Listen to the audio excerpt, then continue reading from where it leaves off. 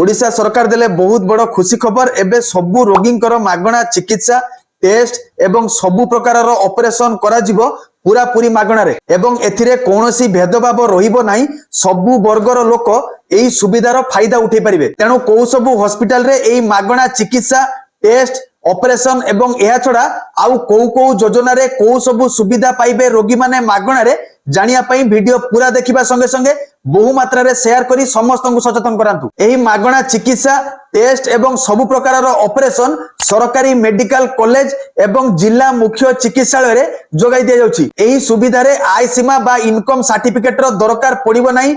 एथिरे सबु वर्गर लोकंकु मागणा रे चिकित्सा जोगाई दिया जिवो। एही व्यवस्था अधीन रे सबु हॉस्पिटल रे पंजीकरण बा रजिस्ट्रेशन विशेषज्ञ डाक्तर को द्वारा परामर्श एक्सरे सीटी स्कैन एमआरआई एवं रक्त परीक्षा भली सबु दामी टेस्ट हेबा संगे संगे सबु प्रकार छोट बड़ ऑपरेशन मागणा रे करा जाउची। एहा सहित निरामय योजना रे सबु प्रकार औषध मागणा रे जोगाई देबा संगे संगे सहाय योजना रे डायलिसिस सेवा मध्य मागणा रे जोगाई दिया जाउची। एवं बीएसकेवाई स्मार्ट कार्ड थिले सबु प्राइवेट बा घरोई हॉस्पिटल रे महिला रोगी मानक पई वर्ष को 5 लाख एवं पुरुष रोगी मानक पई वर्ष को 10 लाख टंकार कैशलेस सुविधार फायदा जारी रहिछि। तेणु एबे ओडिसा रे कोनोसी रोगी टंकार अभाव रु चिकित्सा रु वंचित हेबे नाही। सरकारंकर एई निष्पत्ति आपनकु केमिति लागिला कमेंट रे निहाती जणेबा संगे संगे वीडियो बहु मात्रा रे शेयर करी समस्त को सचेतन करांतु। काले आपनकर गोटे शेयर गोटे रोगीर जीवन बंचाई देबा संगे संगे